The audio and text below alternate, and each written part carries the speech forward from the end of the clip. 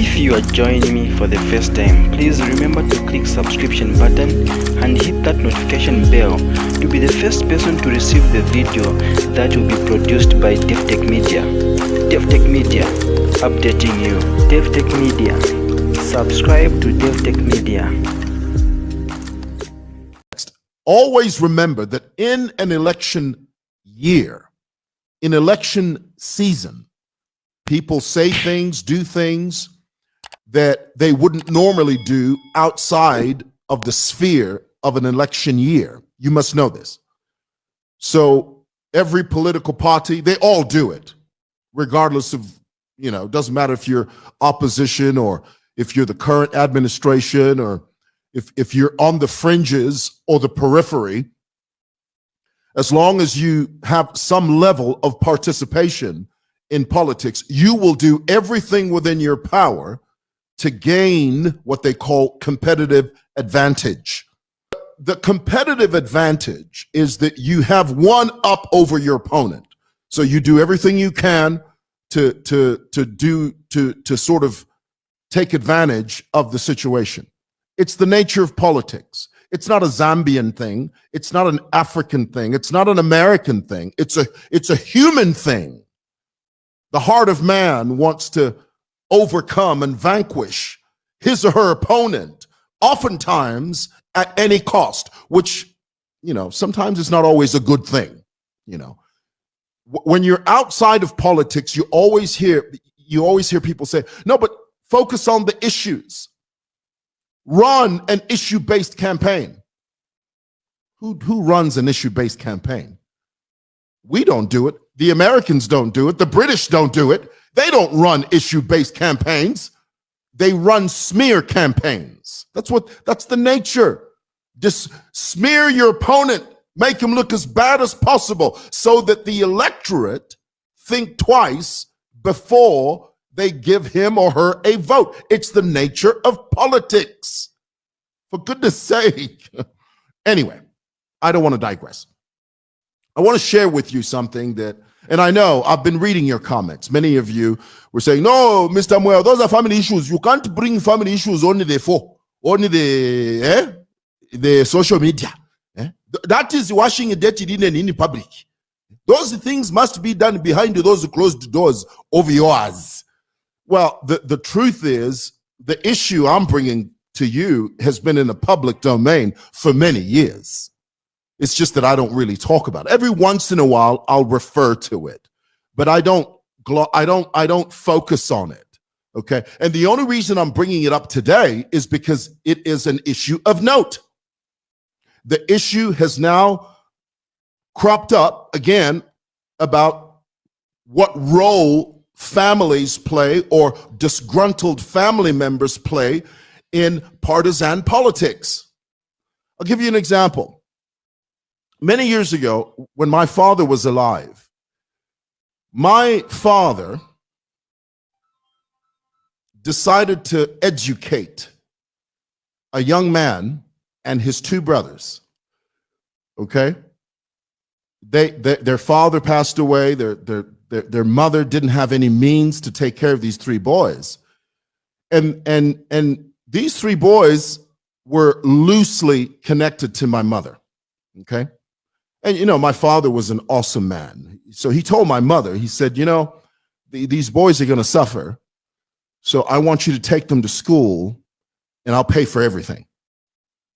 So lo and behold, there was a time when Mwaata, when he became president, this man that I'm talking about became very close to Mwaata, extremely close. And so this man started going after Dr. Nevis Mumba.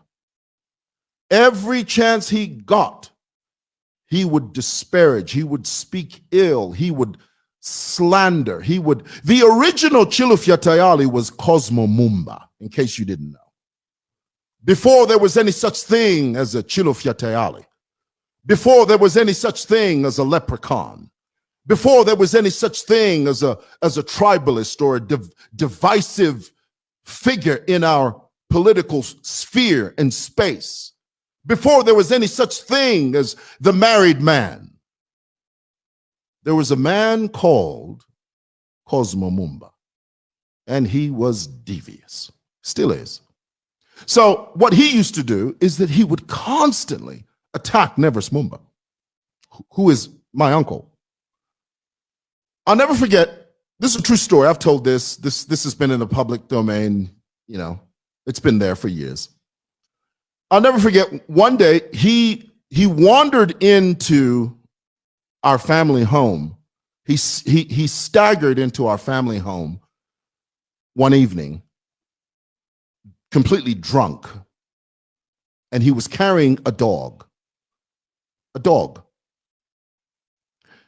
And we didn't want him there. You know, he walked over to my mother, and he was drunk, and he starts to say, "I'm on my way to ZNBC, and I'm going to carry this dog. I've been invited on ZNBC to do a show." Okay, this was during Mr. Sata's era, okay, or era. And my mother asked him, he says, "Well, what's the dog for?" He says, "I'm going to equate this dog with you know who." You know what my mother said to him? She says, "First of all, I don't ever want to see you in this house, first of all. Second of all, if you ever do that, we will go publicly and completely deny that we even know you. We don't support that sort of nonsense. That's ridiculous." Needless to say, he didn't go to ZNBC with the dog. But it just demonstrates to show you, it just shows you how people that call themselves family members, because the truth is, if you really want to know, Cosmo Mumba isn't really my blood relative. Let me break it down for you. And I know some of you are going to say, "No, he's still your relative." No, he's not. Cosmo Mumba's adopted father was my uncle.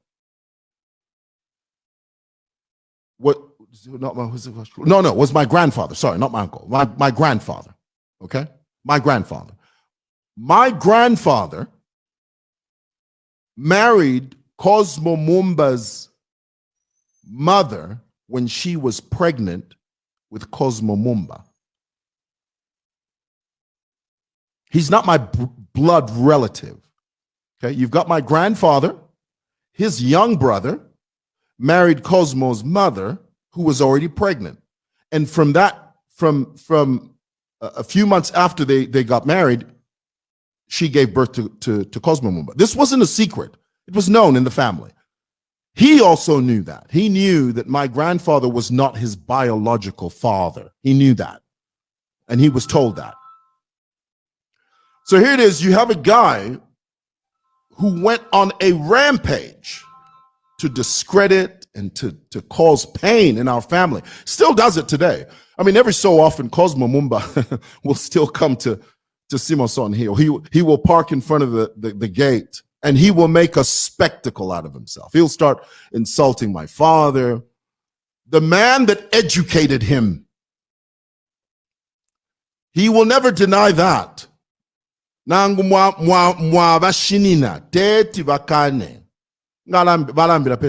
it's the truth. My father educated him and his two brothers, his half-brothers. He has two half-brothers. My mother used to say to him, when he would come to my mother to insult my mother, she would always turn to him and say, "Even the English you speak it because of my husband. My husband educated you. The same mouth you're using to insult me and my late husband, when you go on television and you speak English, that English you use is courtesy of my late husband because he educated you." So, my point is this. Not everyone that calls themselves a relative is a relative. When you see people being paraded on TV and they start talking about, no, this man is this man is that. So what? Who owes you a living? We don't owe Cosmo Mumba a living. We don't. There are many of you that have family members that crop up at your home. They think they're entitled to your hard-earned livelihood. They think they have a stake in your estate, but they don't. They're just family members. And sometimes family members demand things that they do not deserve or that they are not entitled to. That is a fact. Stick that in your pipe, honey, and smoke it. It's real. You should say something. Let that sink in. Let that sizzle in your spirit. There's some family members that are so devious, so cunning. The moment the patriarch dies, the patriarch being, let's say, the head of the home, when the patriarch dies, there's certain family members that are so evil, that are so hell-bent on destroying the widow and the children's lives, that they will come in like a storm, like a volcano, and destroy everything in their wake to tear your family apart, to get what they don't deserve, to grab what they are not entitled to, simply because they call themselves your relatives. Nonsense, hogwash, bull roar. So the next time you have a family member that goes on television and calls you evil, calls you selfish, calls you stingy, you look at that family member and say, get away from me, get behind me, you foul spirit of division, you. That's what you do. That is what you do. Throw them under the bus. There's a difference between family and loyalty. There are people out there, true family members, that are wonderful people, that are supportive, that truly love you for who you are. But then there's those family members who have an agenda. They are devious. They're waiting in the wings. They're like sharks in the sea, sniffing out blood to devour you the moment the opportunity presents itself. There are people like that. And they call themselves your relative. They're not your relatives. They're demons. They're despots. They're vagabonds. They are vile human beings. Don't pay attention to them. Just do your thing, brother. Just do your thing. You do you and let them do them. Boom. Okay, that's it. That's all I'm going to say about that. Okay. I digress. The reason I've come to you today is I'd like to respond to the timely arrest of Chilufya Tayali. And it's about time. I must tell you that I want to share something with you very, very important that you all have to understand. And it's this.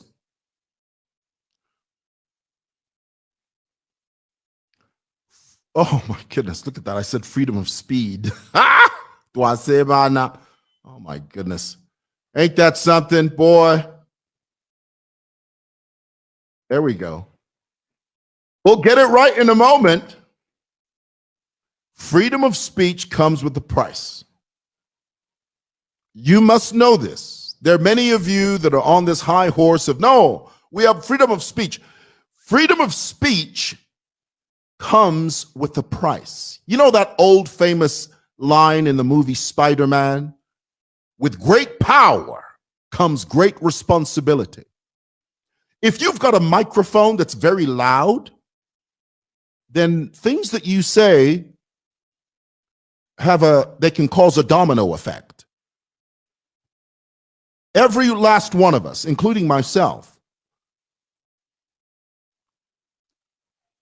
the digital cyber landscape in this country has changed. The digital cyber landscape in this country has evolved, and we must evolve with it.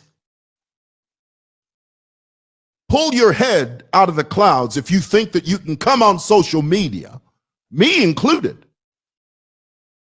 that you can come on social media and say whatever the heck you want and there not be any repercussions. Why do you think Mark Zuckerberg and his team have what they call community guidelines? All of these big platforms have it. YouTube has it. Facebook, Mark Zuckerberg has it. Why do you think they do that? Why do you think they have guidelines? Why do you think they have a framework? Why do you think they have a circumference? To put you in check, to put me in check. The guidelines say you can say this, but you can't say this. Can you imagine how ridiculous it would be if you walked up to Mark Zuckerberg and said, Mark, you're infringing upon my right to express myself? What do you think Mark will do? Click. He'll contain you. He will quarantine you. Why? Because Facebook has guidelines.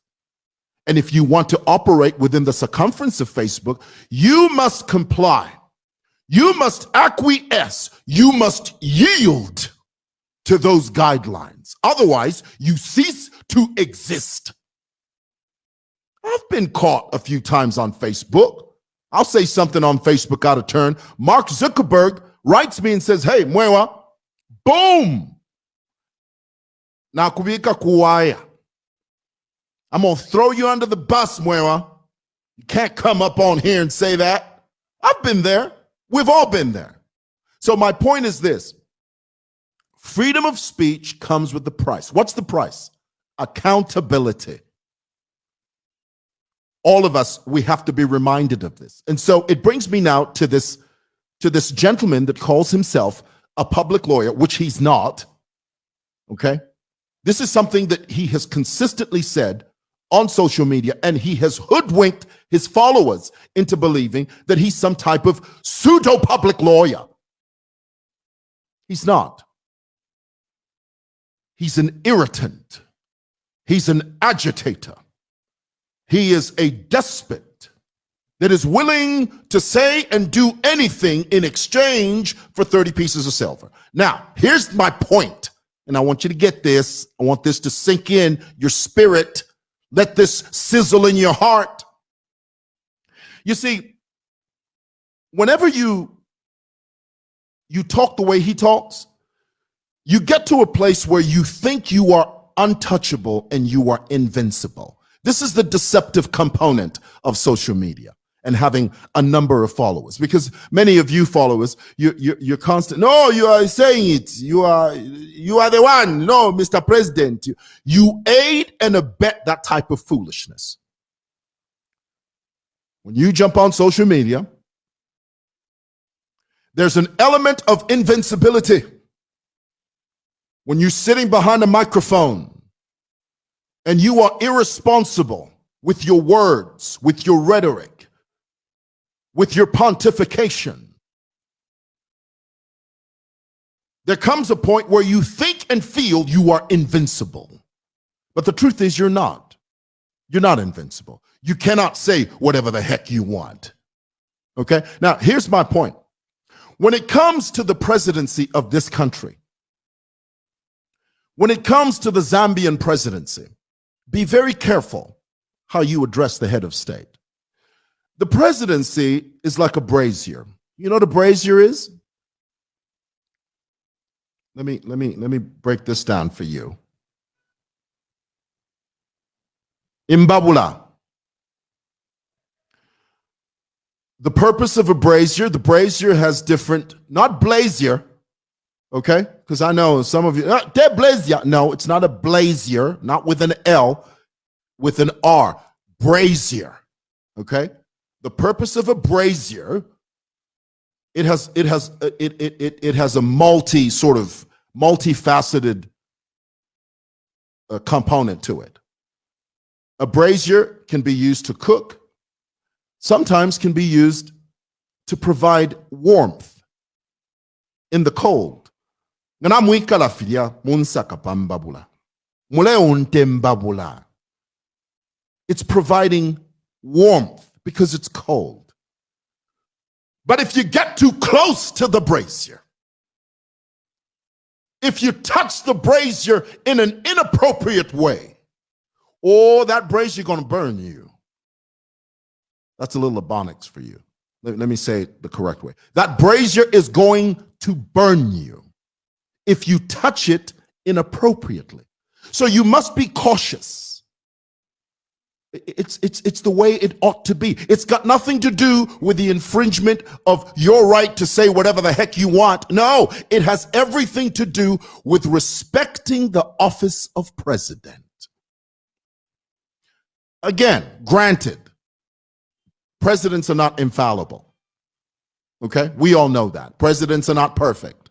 We know that. But there is a level of respect and reverence that we must have towards the head of state. Now, if you have a grievance, follow the right channels to air your grievance. Don't falsely or inaccurately or at the drop of a hat make inflammatory statements that you are not able to prove. Don't be so ambitious. Don't be so overly ambitious that you can say what you want about the head of state without proof, purely based on your hunch. Because this was Tayali. I feel thus and so. This is what he said. Well, that put him in problems because now you're going to have to prove what you're saying. Where is the proof? For you to make such a huge claim, for you to make such a monumental claim, where is the proof of that? So what does it then mean? It means you have to be responsible. You can't jump on social media and go with your gut feeling, especially when you're talking about Eagle One, the head of state.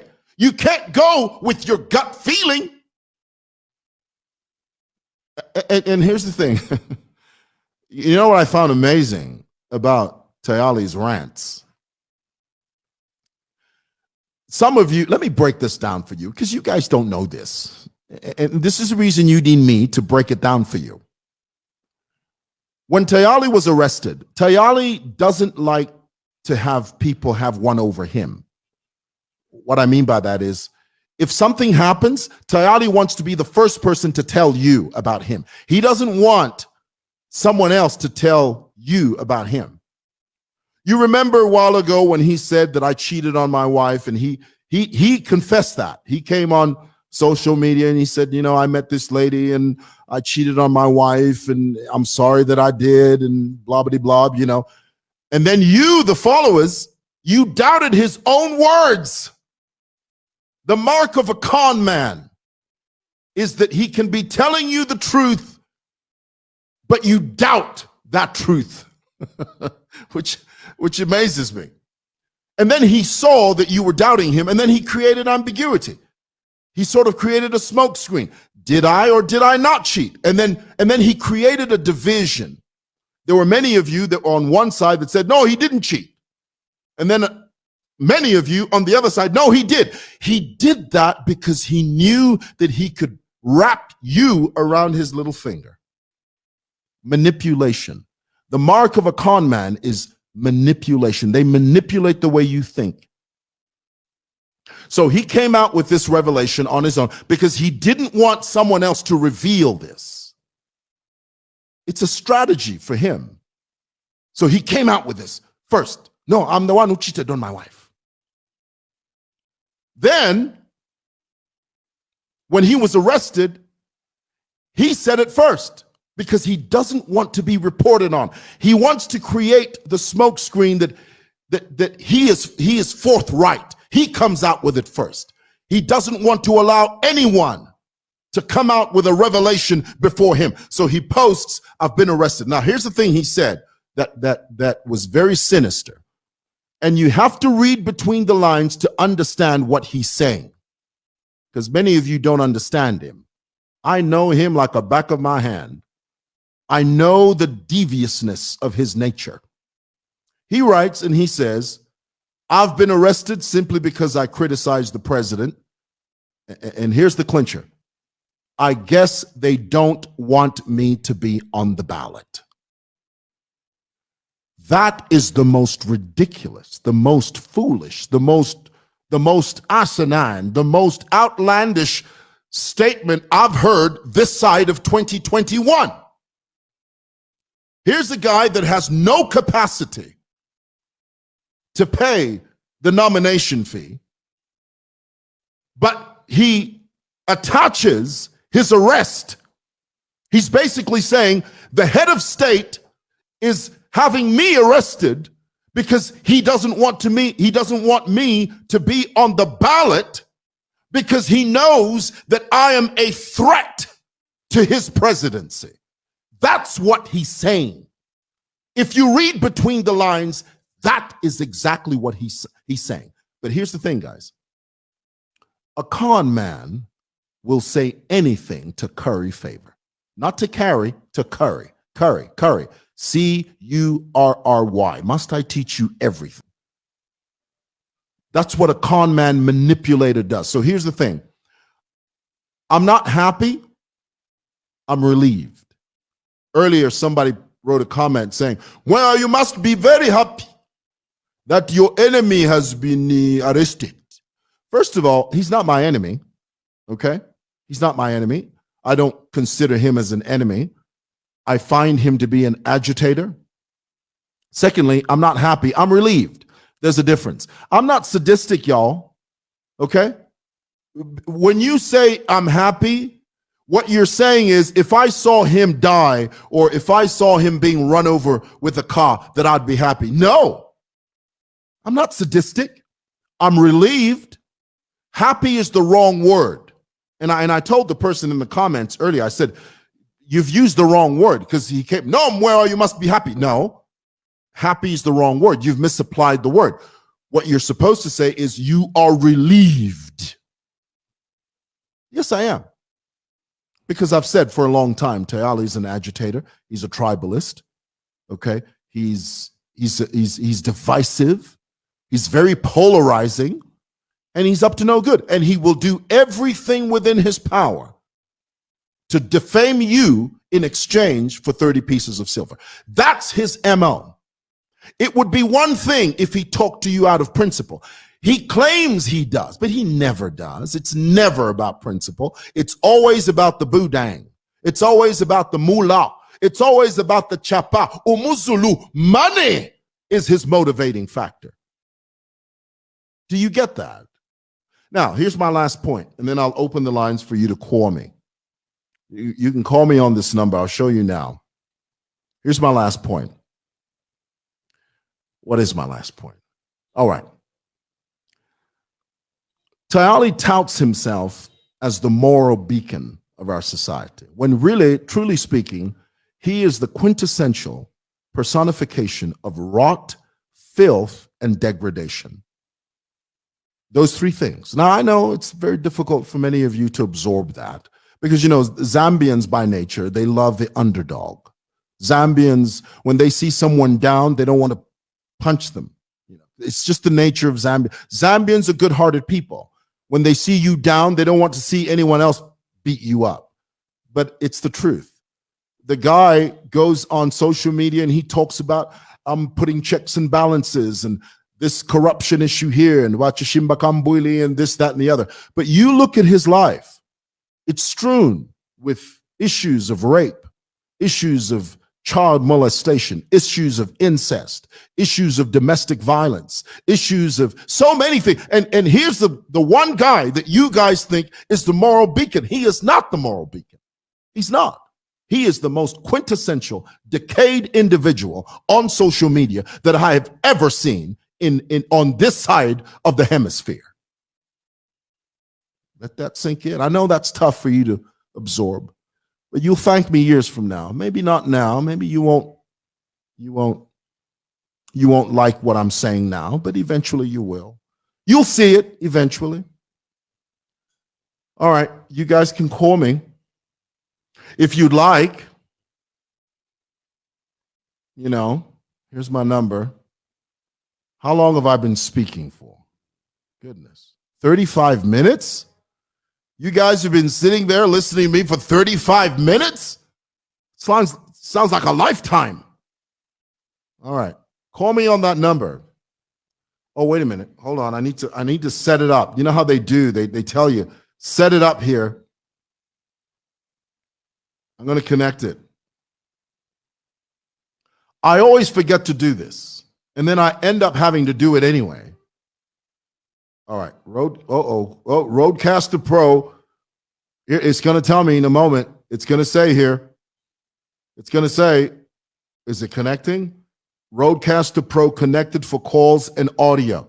So we're ready to rock and roll. Give me a call on that number and tell me what you think about the two issues that I've discussed today.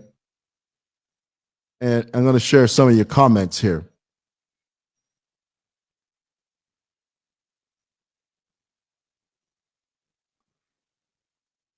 I think it was intended to be humorous.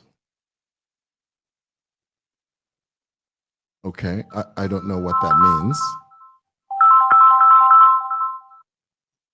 Hey there. Hello, Uncle Simon. Good morning. Hey, man. How's it going? It's going great. This is Stanley calling you from Luansha. From Luansha? Yes, I'm becoming a regular caller, you know. Oh, fantastic. I have a friend of mine who's running for MP over there in Luansha. Please go ahead. Yes, you mentioned it last time. Okay. On Tayali, I think Tayali is having a taste of his own medicine. Yes. So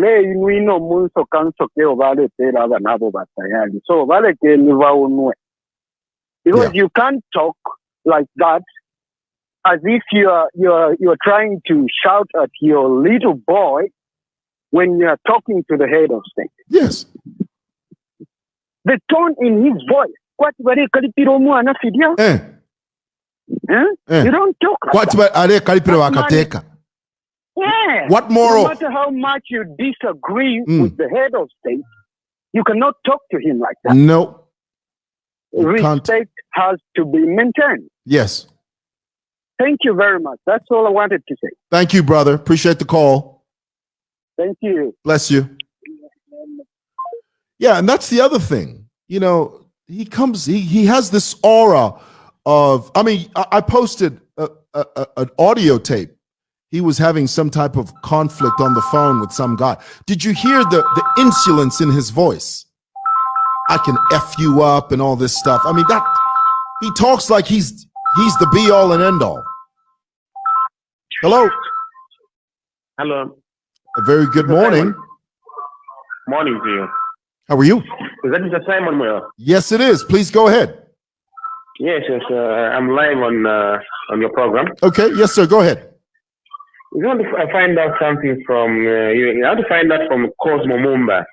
Yes. They call him Dr. Cosmo Mumba. Is he a doctor or what? No, he's not. He's not. That's the other thing. Let me explain that. I'm so glad you brought that up.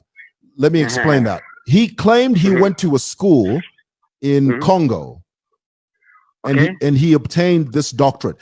To this day, nobody knows the name of that school. Nobody knows where it's located. Nobody knows whether it was accredited or not, which we know it's not accredited. He just came back claiming that he had attended an institution in the Congo, and he came back with the title of doctor. Now, in Zambia, it's very common for people to bestow upon themselves the title of doctor, and people not ask questions. In our friends developed countries, you cannot use the word doctor without journalists asking you, show us where you obtained your doctorate. Exactly. What institution did you attend? What credited institution did you attend? But in Zambia, nobody cares about that. A person can just wake up right now in Zambia and call themselves doctor. Nobody's going to fact check it. Nobody's going to cross check it. They'll just, and this is the thing, brother. This is what annoys me. Sorry to cut you off, but you've really touched a raw nerve for me. This is what annoys me. Even in the press, when they're quoting him, Daily Mail, Daily Nation. Mm-hmm. They refer to him as Doctor. The most ridiculous. This is the reason I never call him Doctor. I always say Cosmo Mumba. And here's another revelation. Let me tell you. You may not know this. Cosmo is not even his real name. Okay. His real name is Collins, but he didn't like the name Collins, so he changed his name to Cosmo. It's a sad story. Ridiculous. It's a sad story. Yeah. So that's the answer to that question. No, thank you very much for the clarification. Thank you. Thank you, brother, and thank you for bringing that up. Thank you for. I've always wanted to bring that up, but thank you for reminding me of that. Thank you. Have a good day. Bless you. You too. Yeah, and that's the other thing. People, journalists, our friends in America, in England, in all, you call yourself a doctor and you are a so-called politician. It's like Tayali. Tayali calls himself the public lawyer. Sure, he admits that he's not a qualified lawyer, but the point is you can't use those titles indiscriminately. Let me reveal something to you. And you know, this is the truth. Some of you may not like it, but it's the truth. It really irked me the wrong way whenever I would hear Tayali talk about lawyer. I called Laz and I said to them, why do you allow this guy to use the word lawyer? Why? He is diluting. He is watering down the prestigious, honorable title of a lawyer. When he uses the word, I'm a public lawyer, the public lawyer in the realm and the sphere of public opinion. Nonsense. This is where we lose it. When you allow people to use titles like that, prestigious, people work hard to get those titles. People work tirelessly. You think Tayali is easy? Look at the number of young people that fail that exam. But look at the number of people that pass it. They've earned it. They've earned the prestigious title of lawyer, and they stand proud. And then you've got some joker, some jamoke that comes on Facebook and calls himself a lawyer. Come on, guys, let's be real. Let's be real. Goodness.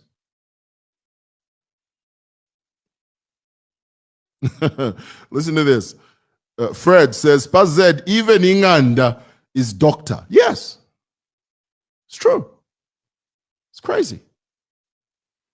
Yeah, that was his name. Some people don't know that. That was his given name. He didn't like that name, so he gave his name. He gave himself the name Cosmo. Hello. Hello, Mr. Mwewa. Hello to you, sir. I'm good. How are you? I'm well. Where are you calling us from? Lusaka. Yeah, but you've got like a. Go ahead, sir. Yeah. Yeah. Go ahead. Mr. Mwewa, I have a question. Yes, sir. What you said about Ba family, like almost everything is true. But you mentioned your father raising or helping Cosmo to get educated. Yes. So I'm looking at it, my family members that you call disgruntled. If somebody cannot help when they're close to them, I mean, we're Africans.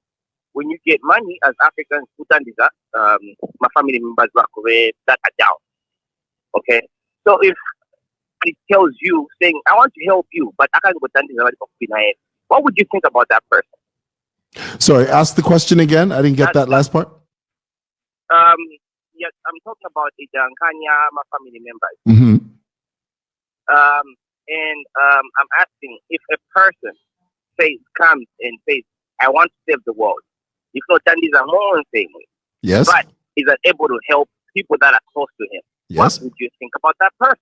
Well, I would say there are issues there, and you'd probably have to ask, why does he say that?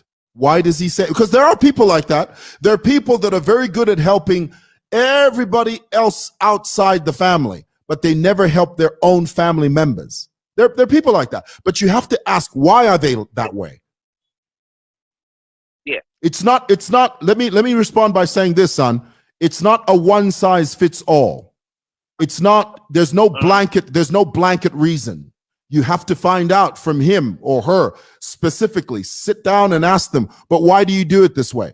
They'll probably give you a backstory that you're not unaware of. But then again, there are other people that they're just like that. They are fine with helping the world, but they don't help their own relatives. It happens. It's real. It happens. Yeah, but they say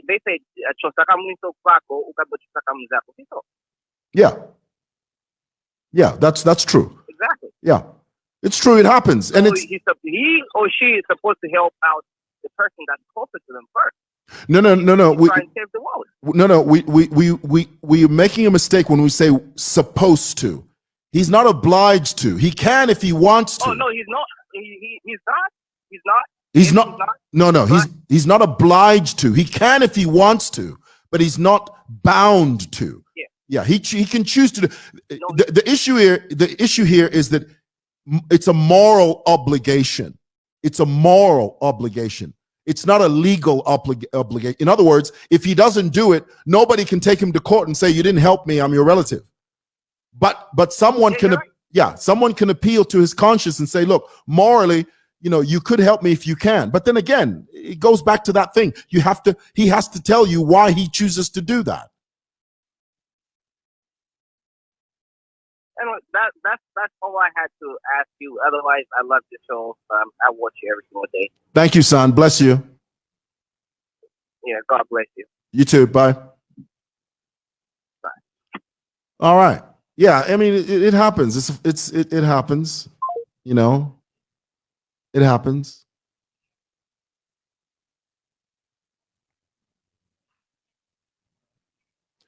All right, let's read this comment. Chandwe says, his arrest is poetic justice. He likes to feel large and in charge, so he has to pay the price. It just goes to show you guys, and I agree with this comment, it goes to show you that every one of us, including myself, I'm not exempt, including myself, we all have a responsibility. These platforms that we have, especially now with the new laws, man, we have to be careful with what we say and who we say it about. I mean, here it is. Tayali was talking about the army. The army. That you are in no position to talk about national security issues. There's the Ministry of Defense. That's why they're there. Who are you to start accusing the army of something? If indeed there is something, there are channels to follow. You can't alarm the nation by just saying anything you want. Careful. And I speak to myself as well. It applies to me as well. I have to be careful,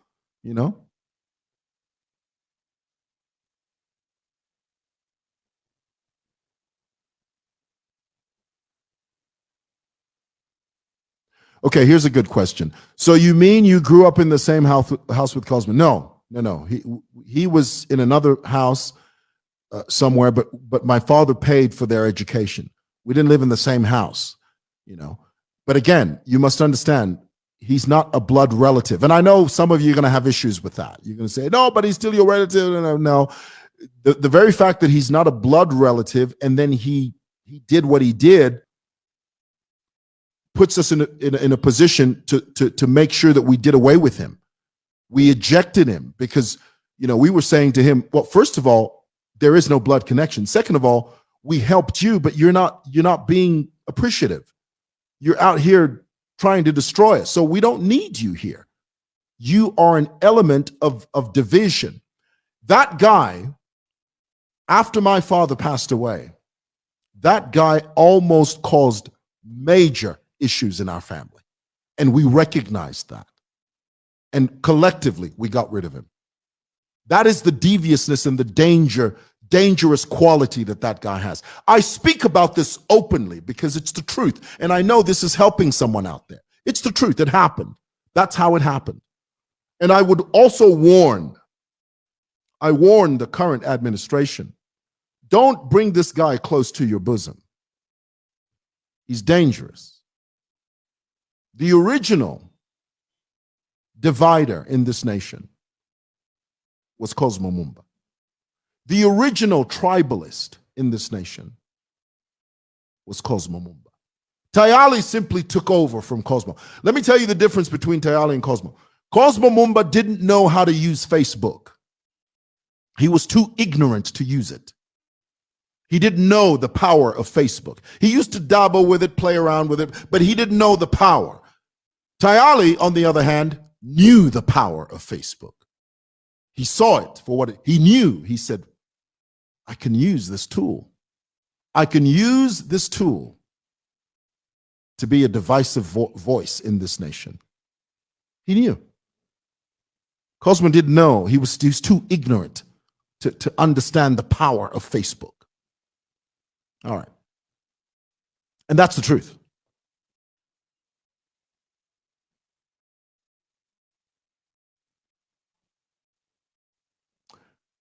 All right. Oh, somebody says, give me a number I call. Okay. Let me put it up. I'll get two more phone calls from you. I've been speaking for 51 minutes. We're going to close in 9 minutes, guys. So if you'd like to call me. Give me a comment, contribution, or question, they say. There's the number. Call me.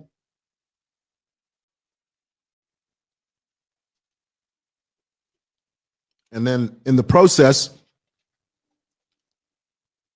excuse me, I'm going to throw up a couple of your comments.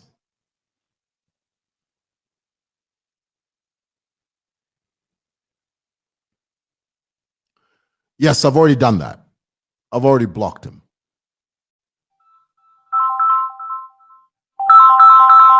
Yeah, I've already done that. Hello. Hello, Mr. Mwewa. A very good, what is it? Is it still morning? It's still morning. Goodness. I should think so, yes. Yes, sir. Go ahead. Who am I speaking with? This is Kazembe calling you from Kito. Kulishani kukitwe mwe? Kito kudifyo wino mwe? Kukopoa. Sure. Go ahead, brother. Yeah. No, I just want to applaud you for the topics that you are bringing up and the maturity and wisdom that you are exhibiting in these various topics that you are sharing.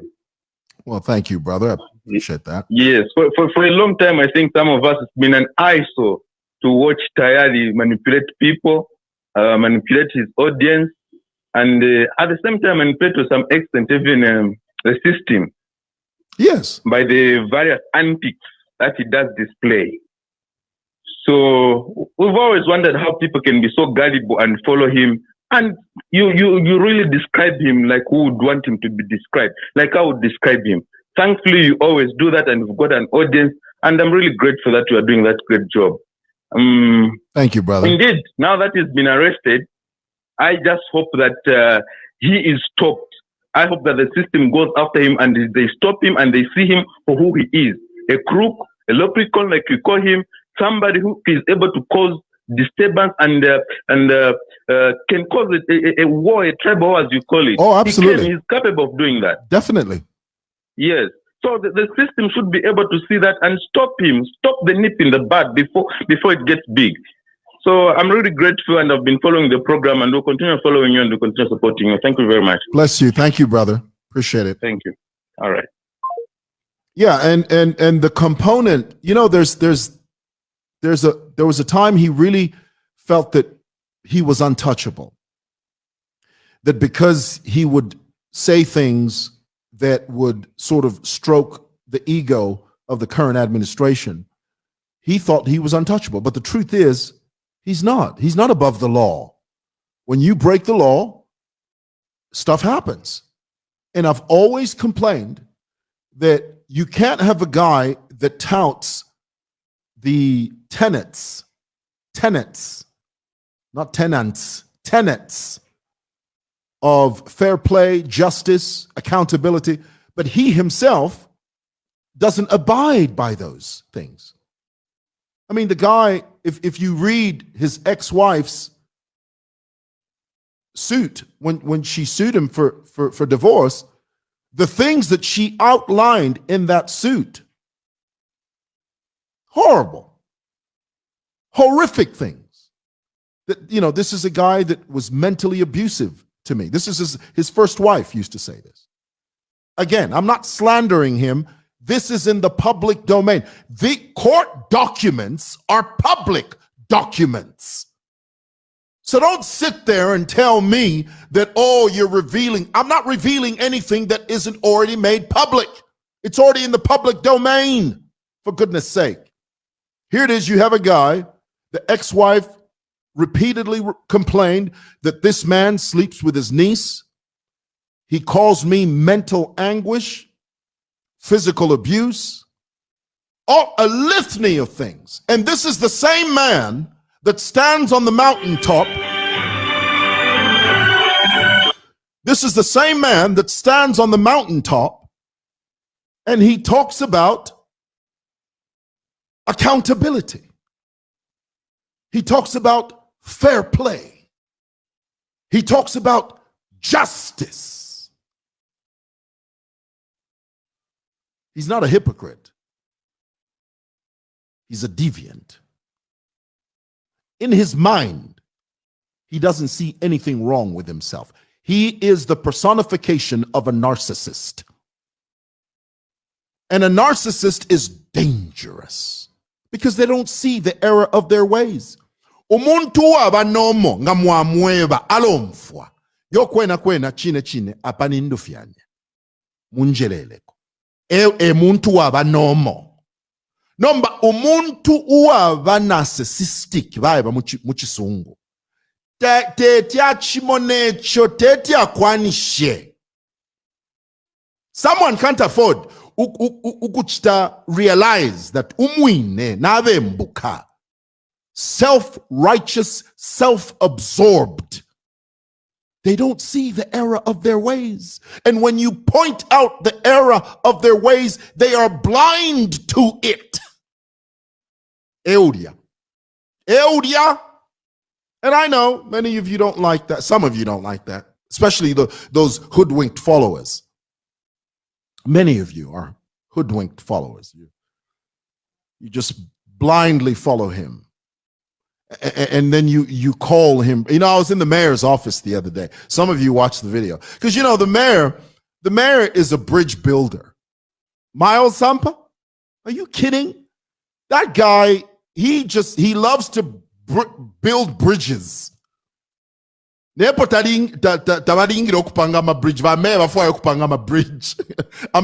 the mayor's office, and I referred to Tayali as Tayali. Now, this is a man that has written countless scathing articles about Mr. Sampa. Horrible things. When I called Tayali Tayali, the mayor checked me. He said, no, Mr. Mwewa, retract that. Don't say Ka. Just say Mr. Tayali. You know, of course, you know, I retracted in his office, but in my heart, I was thinking Ka. That's true. Well, you want me to pretend? I'm not going to pretend. It's the truth. All right.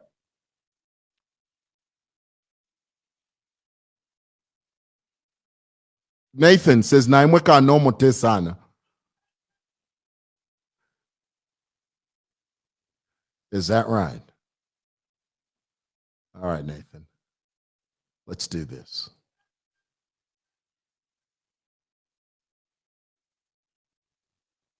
Hold on one second, Nathan. There you go, Nathan.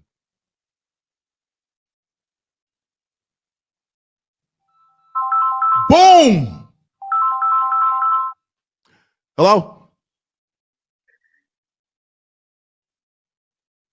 Hello? Hello. A very good morning, sir. You're live on SML TV. Mkwai. All right. Morning, Mr. Mwewa. A very good morning to you, sir. Who am I speaking with? Yeah, this is Gift. Yes, sir. Go ahead. Yes. Thank you so much for bringing this topic. Yes, sir. I'm so happy to to listen and follow the program. Yes, sir. Yes. I've been following Gary's page or platform, and it's good that you are helping us now to see other things. But before that, I'd trimmed myself out of the page because I think that this lesson is not good for us. Mm. And in Zambia, most of the time, it's like we put applause to people that divide our nation. Yes. If we had to follow our theme, we say a Christian nation. Mm. And what I know about Christianity, it's about building each other. Yes. But if you're not careful with this person, you divide us, and they will create bloodshed in this world, in our country, I mean. Yes. So I urge everyone, be it Tayali or whosoever that comes, let us think of coming together, not to divide just for political mileage. Yes. Otherwise, this is the Zambia for everyone, not for a certain group, but for everyone. Fwe bonse tulibera Zambia, bonse fye. Bonse tulibera Zambia, and whether Mtonga, Chipata, Ila, what we are Zambia. This is why we have about 75 tribes. Yes. So we need to come together and let us shoot off these who are trying to divide us. Let us also respect the leaders in administration at that particular moment. Yes. Because if we're not going to respect each other, even us tomorrow will be leaders, and who is going to respect us? We'll do the same thing. And moreover, we are looking at the youth. The majority of us Zambians were youth who are following these big people. And now we are using social media to divide the youth, to divide everyone. Then we are not building a good Zambia, and we are giving a bad reputation to other countries. Thank you so much. Thank you so much, sir. God bless you. Thank you so much, Michael. Thank you. Guys, God bless. It's an hour. We're done. That's all I had time for. God bless you. Thank you for watching. Peace. If you are joining me for the first time, please remember to click subscription button and hit that notification bell to be the first person to receive the video that will be produced by Davi-tech-media. Davi-tech-media, updating you. Davi-tech-media, subscribe to Davi-tech-media. Davi-tech-media, subscribe to Davi-tech-media.